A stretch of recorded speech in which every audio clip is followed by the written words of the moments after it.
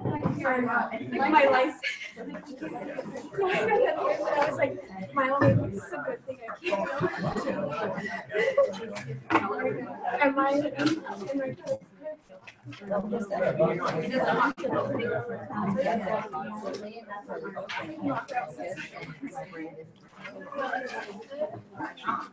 Yeah, I don't know. Yeah, my mom. Good way to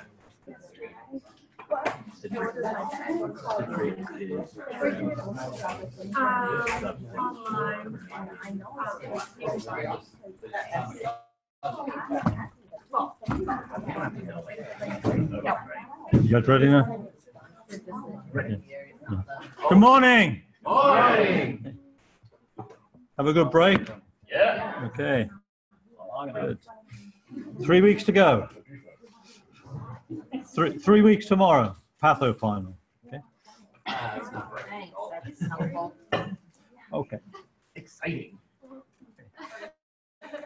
So the first 3 slide sets ran an extra class for the renal, which is what they normally do. So maybe next year I'll make it 4 classes anyway. And we had the snow day, so we've actually lost 2 classes. So what we're going to cover for the rest of the renal classes is acid-base balance today, and then we'll talk about acute kidney injury, chronic kidney disease, and then other glomerular diseases. So there's a couple of classes that are listed in the syllabus that we won't cover. Any questions? Yes? So from here on out, is this on the exam on Friday? No. Okay. The exam on Friday ended with the last slide set. So the first 3 slide sets, was it 4 classes for the renal? Okay. Yeah. Okay. So kidney and acid-base balance. You know these guys? Recognize the equation? Yes. So who do you think the guys are? Okay, Henderson and Hasselbalch. Yeah. And they actually Henderson came up with the equation first, and he was working with carbonic acid as a buffer, and we're going to talk about that. And then Hasselbalch was working on metabolic acidosis. So they were sort of renal related that this equation was derived from. And the most important buffer system in the body is bicarbonate. And the kidney regulates this, so we're going to talk about that. So this is a really important equation, and the kidney works, to regulate pH, and it works from this side, works on the hydrogen ions and the bicarbonate, and the respiratory system works with it, but that works from this side here by regulating CO2 levels. And as I say, the bicarbonate buffer system is the most important one, and if you work this out here from the values of bicarbonate and CO2, then it comes out to pH 7.4, which is real important. Right. So we're going to talk about buffer systems. We're going to keep, I looked at the slide set earlier this morning, and there's a lot of repetition here, so I apologize for that. I probably could have taken out some slides, but it'll get the point across that bicarbonate is real important. And the body does not like to lose bicarbonate ions. So it does everything it can to preserve bicarbonate. We'll talk about that. And then the other important buffer system we're going to talk about that is really useful in getting rid of hydrogen ions instead of bicarbonate is ammonia. So we'll talk about the renal role in acid-base balance, and then we'll look at metabolic acidosis and alkalosis. Then when we talk about the respiratory system, we'll talk about respiratory acidosis and alkalosis and put them together then. So importantly, pH 7.4, really important pH for, the optimal functioning of the body, especially for protein function. The kidney needs to help match the input and the output of acid base. You can have acute changes and that's okay, but chronic imbalances have to be corrected. Usually it's the kidney that does the final correction of disturbances in the acid-base balance. And we'll keep coming back to this. Bicarbonate and CO2, they're regulated independently. Bicarbonate by the kidney, CO2 by the lungs, but it's interrelated. Okay. So these are the major buffer systems in the body, and the CO2 bicarbonate is the most important one. This is found in extracellular fluid, in the blood, and in the urine. Phosphate is another one that the kidney uses. This is an extracellular fluid buffer system, and ammonia is exclusively in the urine. Albumin, extracellular fluid, this is a buffer as well. Bicarbonate buffers, hydrogen ions. This is intracellular, specifically in the erythrocytes. And then bone is sort of involved in all of this because it releases phosphate, it releases sodium bicarbonate. When you get bone resorption and breaks down, then it releases these. So it's a buffer system as well. Not as important as the first ones. Okay. Bicarbonate is important. If you look at this equation, if you get a metabolic acidosis and you add hydrogen ions to the body, because of a metabolic problem, then it drives the equation, it's all in equilibrium, it drives the equation this way. So the hydrogen ions get added, they bind bicarbonate and move it this way. So bicarbonate is lost. When you add hydrogen ions to the blood, then you lose bicarbonate because it is buffering the hydrogen ions. What happens in the end is that this increase in blood, decrease in blood pH, increase in hydrogen ions will stimulate respiration. And so increased ventilation decreases CO2. And so again, this helps bring the equation this way. So you're losing the hydrogen ions as CO2, but by binding it to bicarbonate. The body doesn't like this. It doesn't like losing bicarbonate. And so it tries to regenerate it. And it does this by binding hydrogen ions to buffers other than bicarbonate. And one important one is ammonia. Okay. So kidney is important in acid-base balance. It helps balance the input, output of acid and base equivalents. And importantly, it excretes hydrogen ions. In an acidosis, it excretes hydrogen ions primarily bound to or in conjunction with phosphate and with ammonia. As a last resort, it would be bicarbonate, but it does not like using bicarbonate. Reabsorbs all the filtered bicarbonate.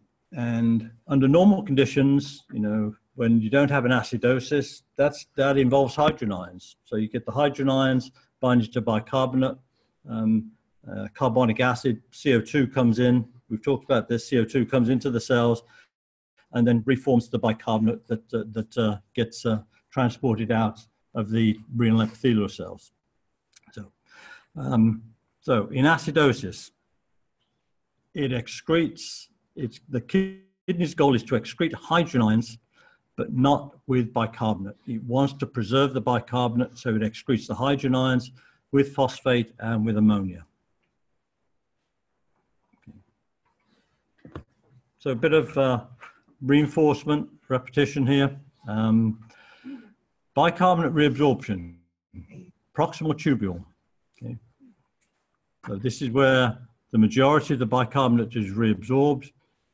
The hydrogen ions move into the tubule lumen in exchange for sodium. So remember, the major sodium transporter in the proximal tubule is the sodium hydrogen exchanger. So the hydrogen ions move into the lumen, bind bicarbonate, carbonic anhydrase, causes the carbonic acid to break down to CO2 and water. CO2 goes into the cell. Another carbonic anhydrase reforms the carbonic acid, which then dissociates to hydrogen ions and bicarbonate. bicarbonate is reabsorbed across the basolateral membrane, and the hydrogen ions just recirculate. So this is the main function, the main mechanism for reabsorbing bicarbonate. There's also bicarbonate and acid regulation in the collecting duct. And the collecting duct is the major site of urine acidification, not the proximal tubule. You can lose hydrogen ions from the proximal tubule, but the majority of the pH regulation of the urine takes place in the collecting duct.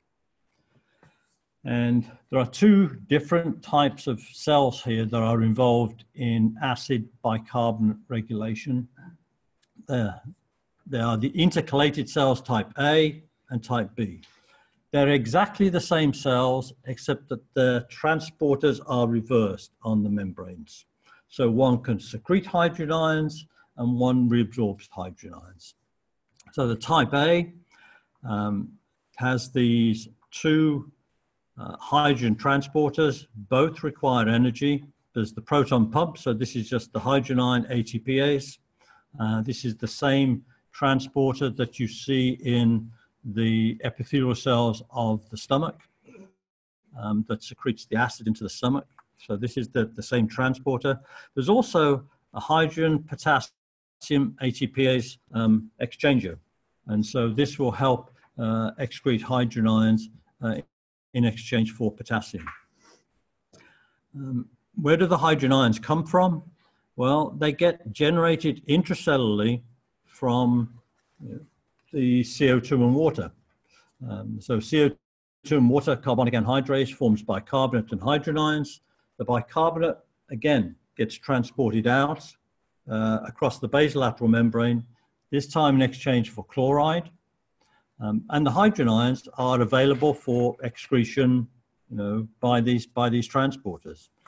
So you actually form a hydrogen ion and a bicarbonate, but you preserve the bicarbonate in exchange for chloride, and then the hydrogen ion can get excreted. In an acidosis, when you are excreting a lot of hydrogen ions, you're generating a lot of hydrogen ions and bicarbonate intracellularly. So there's a lot of bicarbonate being transported out. So a lot of chloride is coming into the cell and then being excreted. So you lose a lot of chloride. And there's a condition called hypochloremic acidosis, where you get an acidosis, you're getting rid of a lot of hydrogen ions, but you're also losing a lot of chloride as well. And again, this is the major site of urine acidification.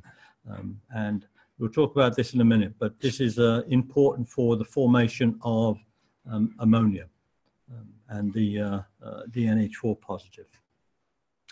The type B intercalated cells are just the other way around. So in the luminal membrane, they have the bicarbonate chloride exchanger, and then the proton pump and the hydrogen potassium ATPase is on the basolateral surface. So it can actually reabsorb hydrogen ions and excrete bicarbonate if it needs to. But typically, this is the major cell type.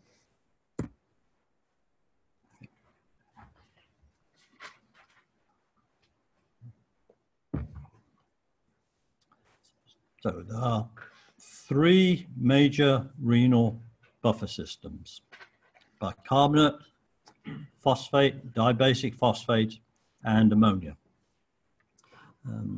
And when hydrogen ions get excreted into the lumen, it's going to set up a gradient there. So it's going to slow down the secretion of the hydrogen ions unless they're bound to something. So they get bound to one of these buffers. And so it allows the excretion of more hydrogen ions because you don't have this concentration gradient building up because you're binding the hydrogen ions to the buffer systems. Okay. And as we've just seen, if you can get rid of hydrogen ions, you'll generate the hydrogen ions intracellularly. If you can get rid of the hydrogen ions and bind them to phosphate or ammonia, then you can preserve that bicarbonate that is generated intracellularly and then gets transported into the blood. And that's one of the things that the kidney does.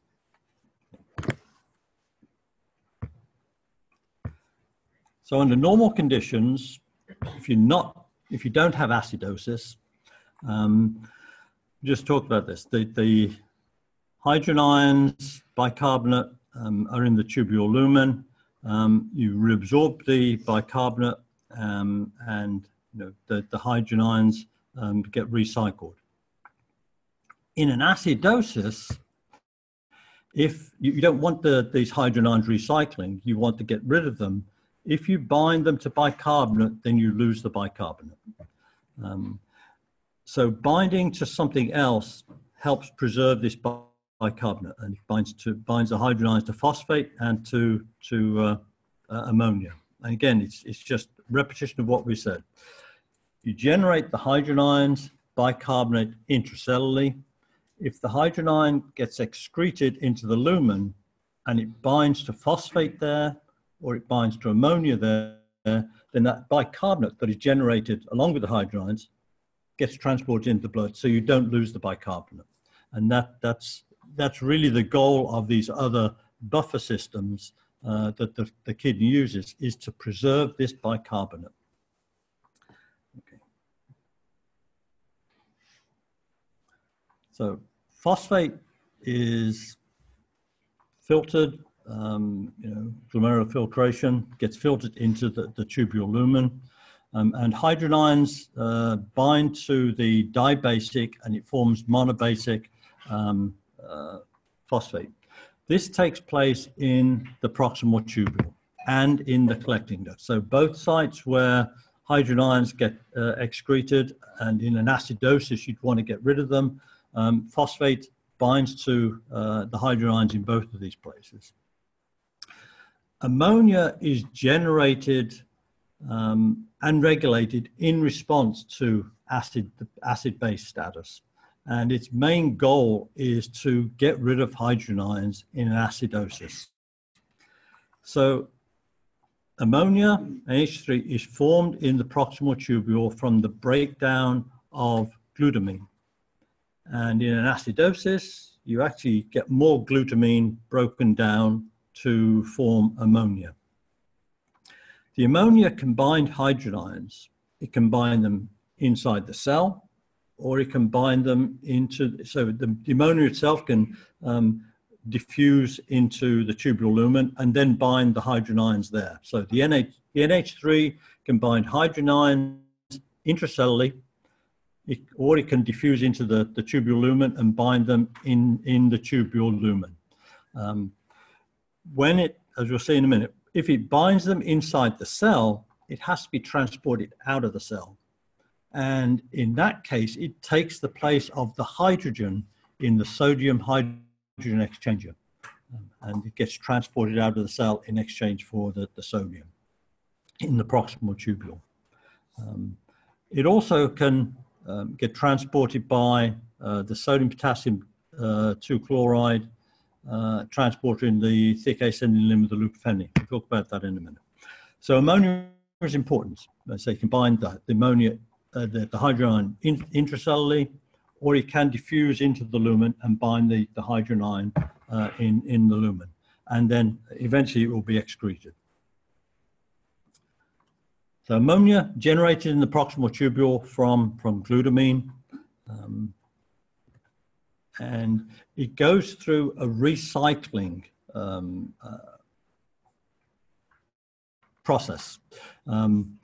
So this is ammonia, real important for getting rid of hydrogen ions. From glutamine, get increased production. So this is generation in the proximal tubule cells here.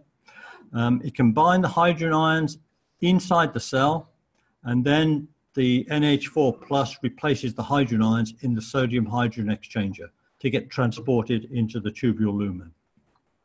Or the ammonia can diffuse, the NH3 can diffuse into the lumen, and it can bind the hydrogen ions in the lumen.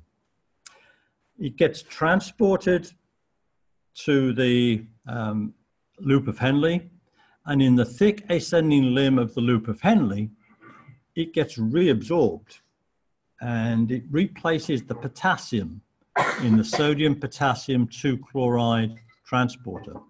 So it's getting transported back into the cells. So this is the first part of recycling. So generated, binds hydrogen ions, gets reabsorbed in the thick ascending limb, and it then dissociates again. And the NH3 again diffuses into the interstitium in the collecting duct, and it binds the hydrogen ions in the collecting duct. It doesn't get reabsorbed again because the collecting duct is impermeable. So it's an odd process that it goes through, but it binds the hydrogen ions, gets transported to the thick ascending limb, gets reabsorbed, dissociates again to form NH3 plus the hydrogen ions, and then in the collecting duct gets transported out again to bind hydrogen ions. And the duct is impermeable, so it gets excreted. So eventually you excrete NH4 plus to get rid of the hydrogen ions. So generated, recycles, and then eventually it gets trapped in the tubule because the collecting duct is not permeable to the NH4 positive. Okay. Why does it do that? Why does it go through this recycling rather than just, get generated in the collecting duct? I have no idea. Okay. There must be some evolutionary, reason for this process, but I'm not sure what it is. Kevin, you had a question? The question was why? Yeah, okay. I don't know. Okay. And this just, this gives it in a picture. And sometimes, I'm not sure the pictures help. I think this one might. So proximal tubule, NH3, binds hydrogen ions in the tubule lumen, gets to the thick ascending limb, gets transported in instead of the potassium in the sodium potassium 2 chloride exchanger. In the interstitium, it dissociates again, and the NH3 diffuses into the collecting duct, but it rebinds the hydrogen ions and gets excreted. Okay. Any questions other than why? Okay. Okay. Okay.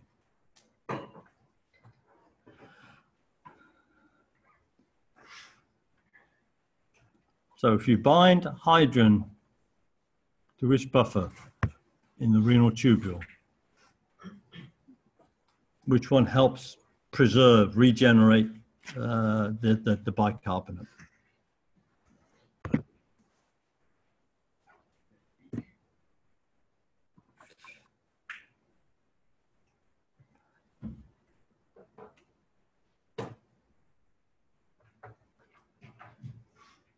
I need to stop it? Yeah. Okay.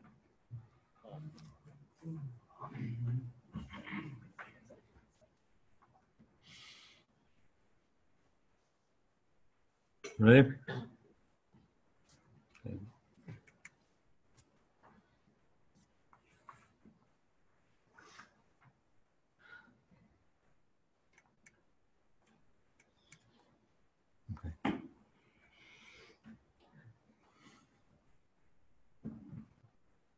So that's the precedent for Friday, right?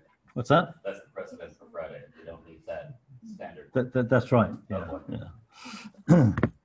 I'm aiming for at least 80% on the exam. No, 93. I don't know. If all questions were 93% correct, they'd say the questions are too easy. But yeah. Okay. So ammonia, real important. If I put phosphate in there, you could have said phosphate as well, but the ammonia is more important. So I didn't put phosphate in. So any questions so far? Okay. Can you think of any reason why we can't just directly use ammonia or phosphate as a buffer rather than emphasizing? Rather than what? Rather than trying to preserve bicarbonate.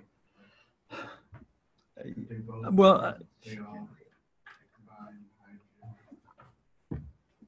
the question is, I guess, why bicarbonate so important to the body? You know, it's the major buffer system, and so it doesn't like losing it. I mean, you know, if you've got a buffer system, you want to preserve it, and so you know, I guess the others have, you know.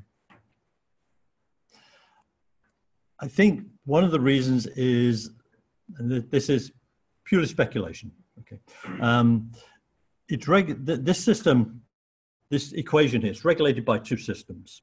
It's regulated by the kidney, by the lungs, you know, and it overall just helps, you know, preserve body pH.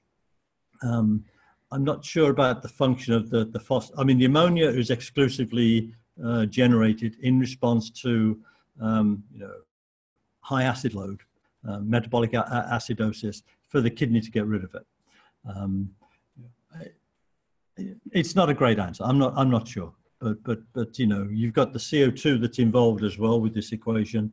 That's regulated by the airways. Bicarbonate regulated by the kidney. I'm waffling. I'm not sure. Okay. Okay. So this is the equation, and as I keep saying, the kidney regulates this side, the lungs regulate this side. And so from the respiratory perspective, it's CO2 plus water to carbonic acid to bicarbonate and hydrogen ions. Okay.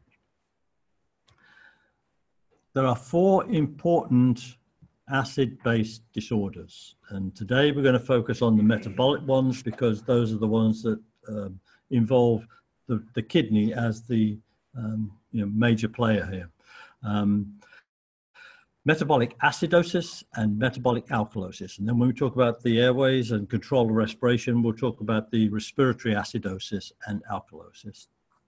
So metabolic acidosis, you get acid for some reason added to the extracellular fluid, the blood, and so pH goes down.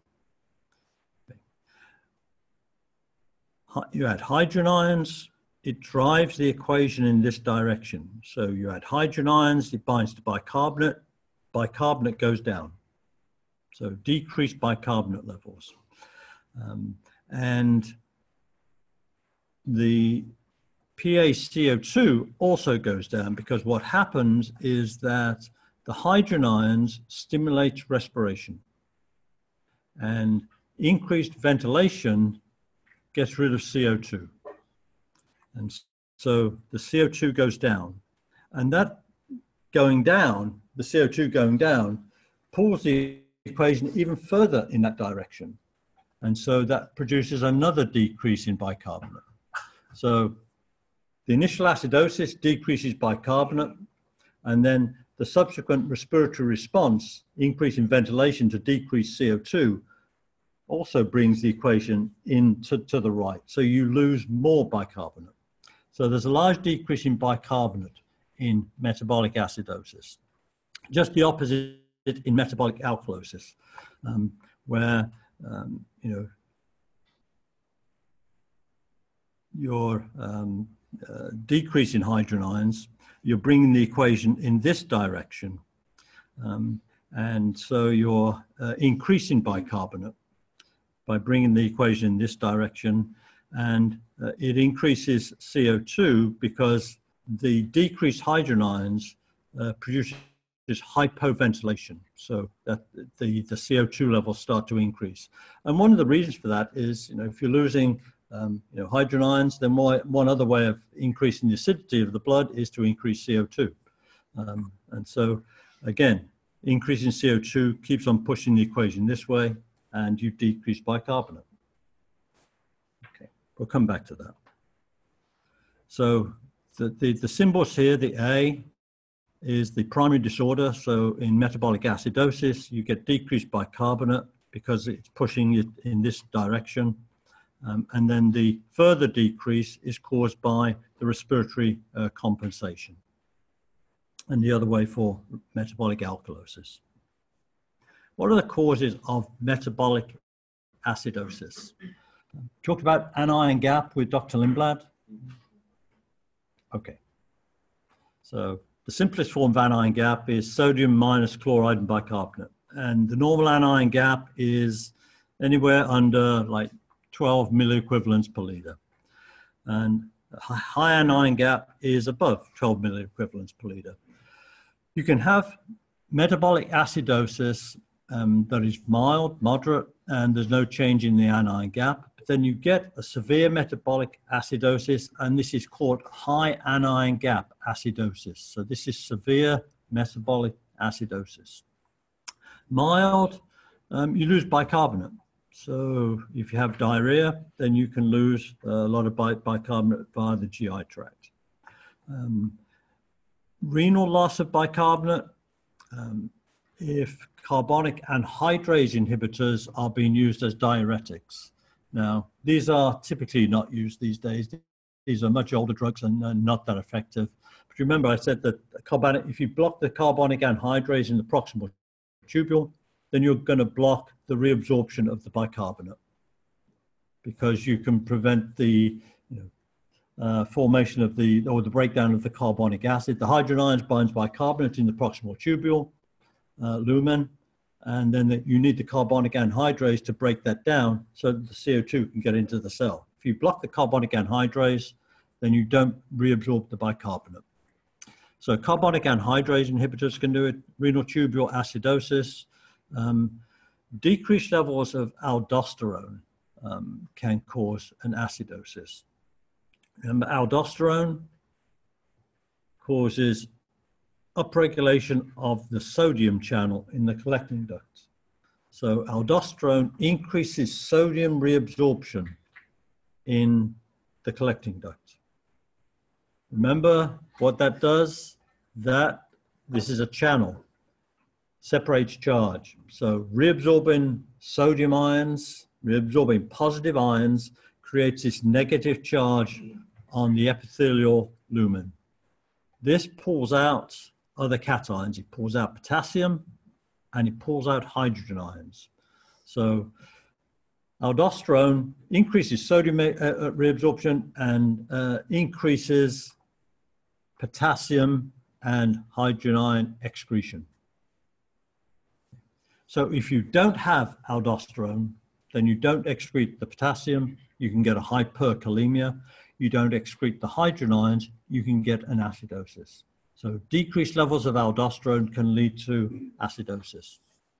Spironolactone is a drug that you'll probably come across, and I'm not sure what the brand name is.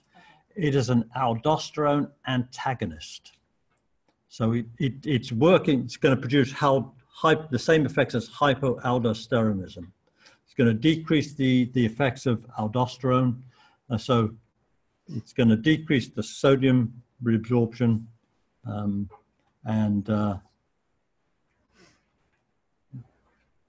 I got this right. Yes, that's right. Okay. So it's going to decrease sodium reabsorption. So it's going to decrease potassium and hydrogen ion excretion. So you're going to get an acidosis. It's used as a diuretic. It's used as a potassium-sparing diuretic because you block, this won't be on the exam, this is treatment, but so if you block the effects of aldosterone, you block the sodium reabsorption in the collecting duct, so you're blocking sodium, excreting more sodium, that's a diuretic effect. Okay. But one of the side effects is, you don't excrete the potassium, you preserve the potassium, and you preserve the hydrogen ions. Severe metabolic acidosis, so this would be high anion gap acidosis. Lactic acidosis, the ketoacidosis that you can see in diabetes or chronic alcoholism, starvation, renal failure when the system, the kidney is unable to excrete hydrogen ions, and then certain drugs, salicylates, methanol, and a whole bunch of others as well, can cause severe metabolic acidosis. There are a couple of mnemonics here, and you don't need these for the exam, okay? But you will come across these again when you do therapeutics. These are common causes of metabolic high anion gap metabolic acidosis, and normal anion gap acidosis. So mud piles and used car. Okay, so I'm sure you'll come across that again next year or the year after. Hiro. Does excess fluid loss lead to acidosis always? Do excess fluid loss, like from diarrhea or renal failure, always lead to acidosis, or is that just? Diarrhea leads to acidosis because you lose bicarbonate, not because you lose volume. So if you just losing just a diuretic action is not going to give you an acidosis. Hypovolemia can alter bicarbonate excretion, but just a diuretic effect is not necessarily going to give you an acidosis. If you use spironolactone, yes, you have a diuretic action, and the way it works also leads to an acidosis, but not because of the diuretic action, because you're not reabsorbing the sodium, so you're not excreting the hydrogen So volume change itself may not necessarily lead to an acidosis.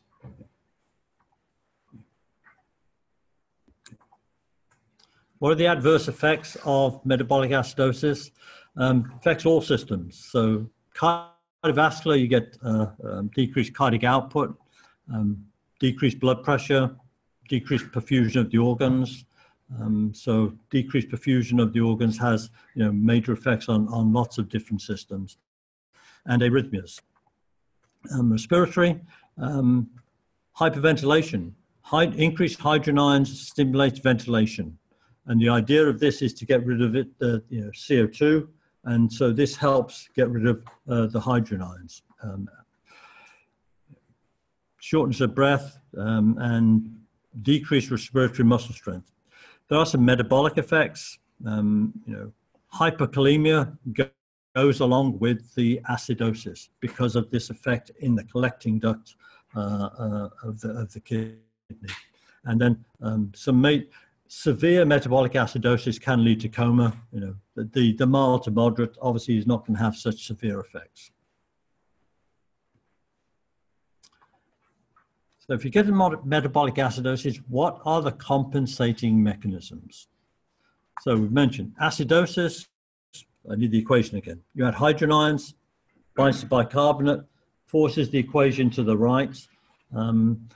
The rise in plasma pH stimulates respiration, and this decreases, the increased ventilation decreases bicarbonate, CO2, not bicarbonate, CO2. And this again is pulling the equation to the right and tending to decrease the plasma levels of bicarbonate. So when this ventilation response kicks in, it can bring the pH back to normal. But you've got to the only way you can sustain this is by having this sustained increase in ventilation. And the body doesn't like that. It wants to come back to the normal level of respiration. And so this is the immediate response to a metabolic acidosis, the ventilation response to get rid of hydrogen ions or CO2. Long term, the pH needs to be brought back to normal by the kidney. And it does this by excreting hydrogen ions in the collecting ducts with ammonia mainly, but also with phosphate, and reabsorbing all of the bicarbonate. So the initial response in metabolic acidosis is a ventilation response, but then the long-term correction is by the kidney to excrete the hydrogen ions and reabsorb all of the bicarbonate. And when that happens, by excreting the hydrogen ions, it allows the ventilation to come back to normal because you don't need this hyperventilation to maintain the pH. Okay. Metabolic alkalosis. You can accumulate bicarbonate or you can lose hydrogen ions. Again, GI, vomiting, you lose hydrogen ions. Diuretic therapy, hypovolemia can affect bicarbonate and decrease bicarbonate excretion. This can cause accumulation of bicarbonate. Potassium deficiency, hypokalemia, can also cause loss of hydrogen ions. And then mineralocorticoids, so aldosterone again. If you get too much aldosterone, you're getting a lot of sodium reabsorption in the collecting duct, a lot of excretion of potassium ions, a lot of excretion of hydrogen ions.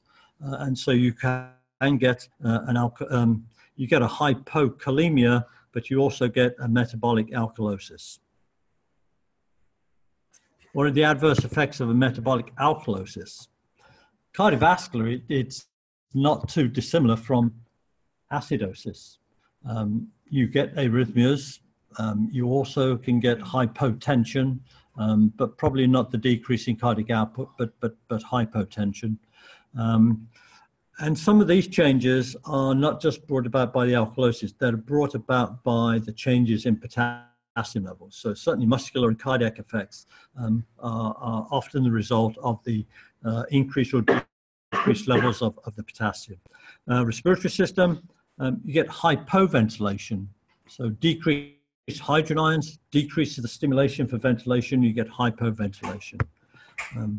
Metabolic, you get increased glycolysis and lactate production, and then you get hypokalemia and hypophosphatemia. So you get decreased excretion of potassium, and you also get decreased excretion of phosphate. And CNS, again, some major CNS effects from the alkalosis. So acidosis, alkalosis, they affect most of the body systems. And the compensation for metabolic alkalosis is just the opposite that we talked about for the acidosis. So you add bicarbonate, and I've got the equation now. And so you force the equation this way, so you decrease hydrogen ions. The decrease in the plasma hydrogen ions decreases respiration. This tends to increase the levels of CO2. And again, you increase CO2, you're going to push the equation in this direction and increase bicarbonate. So you've increased bicarbonate initially, and the ventilation response helps increase bicarbonate even more. Again, this low respiration to maintain the higher, to maintain pH in light of the alkalosis is not sustainable. So this is the initial response to get pH back to normal, but eventually the kidney has to kick in and excrete less hydrogen ions and maybe excrete some bicarbonate to bring the pH eventually back to normal. Okay. Any questions on acid-base balance? Okay.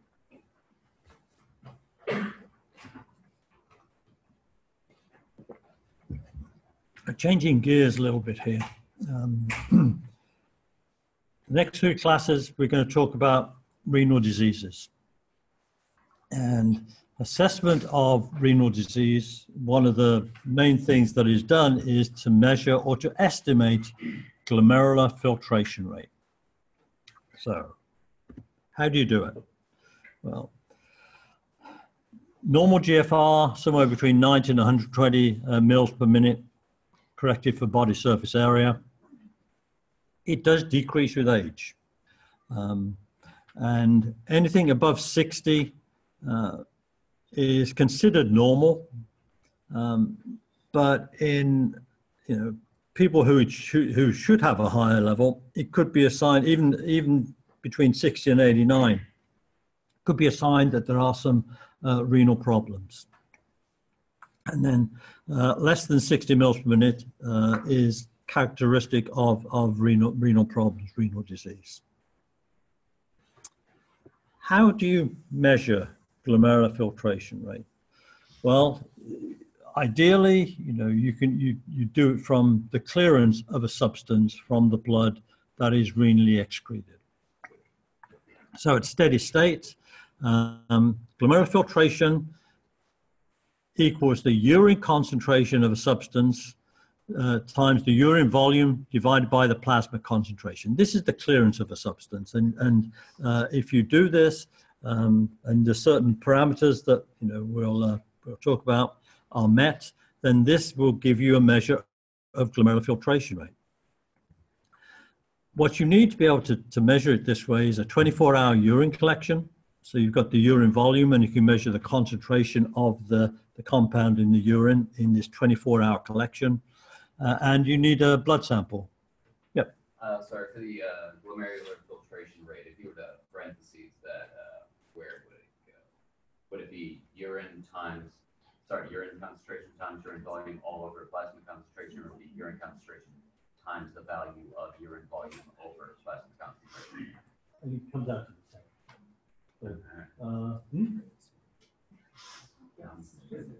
Yeah.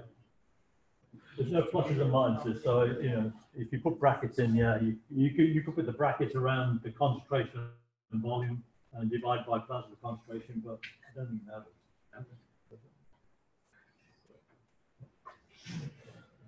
Okay. The compound that you're using needs to be freely filtered at the glomerulus, so you get a constant level filtered into the renal tubule. It should not be reabsorbed in the tubules, and it should not be secreted in the tubules. So the amount that you get in the urine is the amount that is filtered at the glomerulus. Okay. And then that's going to give you, if you do this equation, it's going to give you the clearance of that substance, which will be equal to glomerular filtration rate. What used to be used is a compound, and I think it still is, called inulin. And this is a fairly, it's not low molecular weight, but it's not real high molecular weight. It's a polymer of fructose. It is freely filtered. It's small enough to be freely filtered at the glomerulus. It's not secreted. It's not reabsorbed. The problem is that it's not normally found in the body. And so you need an IV infusion to give you a steady state of it in the blood. And then you do a 24-hour urine collection. So it's not easy to do. It's a gold standard. This will give you the real glomerular filtration rate. But if you're just trying to assess someone's renal function to diagnose them with something, it's not practical. You've got to have to do this in the hospital or something like that. So routinely, this is not very helpful. There's other markers that are being looked at. There's one called cystatin C, which we'll talk about. This is a fairly recent one, but the most common one is creatinine. It's produced at a fairly constant rate from muscle. It is freely filtered at the glomerulus. It is not reabsorbed by the tubules. Almost good enough. Unfortunately, it is excreted by the tubules, a small amount. So the amount that you get in the urine is a little bit more than the amount that is filtered at the glomerulus. So you're going to get, using this, you're going to get an overestimate of glomerular filtration rate. And it's about 10 to 20% because of the amount that is excreted in the tubules. So as long as you understand that, then corrections can be made for it. And these are the normal serum levels that you see in men and women in milligrams per deciliter. And if you're European, it would be in micromoles per liter. But doing this, you still need a 24-hour urine collection. So you still got to collect someone's urine for 24 hours and measure the volume and the concentration. Again, this is not really practical on a day-to-day basis. So algorithms were devised to allow the measurement to be made just from the serum level of creatinine. So you use the serum creatinine level as an estimate of glomerular filtration rate. So there's lots of algorithms, equations that are used to do this, and we'll go through them. But there's one that is not used anymore for diagnosis or for staging of severity, but it is used still for correction of dosing in different renal conditions, and that's the Cockcroft-Gault equation. As practicing pharmacists, you need to know this equation.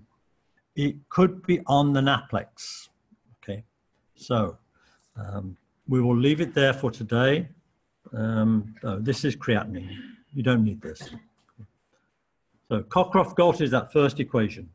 You need to know that and to be able to use it and calculate GFR, okay? I won't give you a calculation in the exam. It's very nice. Okay. Okay, any questions? Okay, we've got a few more slides to wrap this up. We'll do that tomorrow morning, and then we'll start talking about acute kidney injury. Okay. Thanks, guys. See you tomorrow.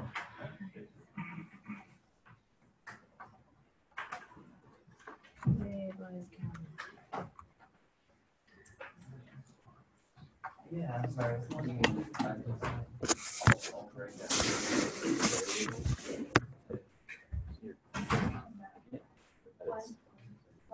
get that it's preserved by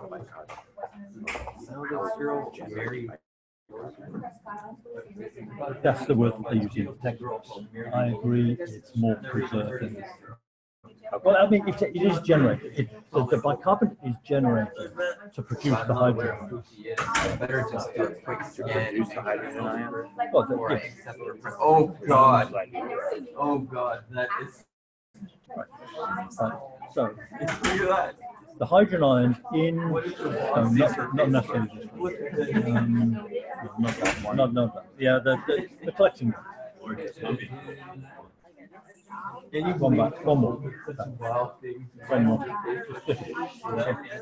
So to generate this hydrogen water, CO2, carbonic acid breaks down because of carbonic anhydrase to hydrogen ions pumped out and bicarbonate. So the generation of these hydrogen ions also generates bicarbonate. Right. So is it, and by binding this to ammonia allows the body to preserve that. Is it a regeneration? Maybe that's not the right word. Yeah. Okay. Yeah. Yeah, I was definitely thinking of more about preserving than generating. Yeah. Okay. All right. Thank you. But it is generating. Maybe regenerates the wrong word. Maybe it's generating because you generate the hydrogen with the bicarbonate to produce the hydrogen. Right. I agree. Regenerate maybe not the word. All right. Thank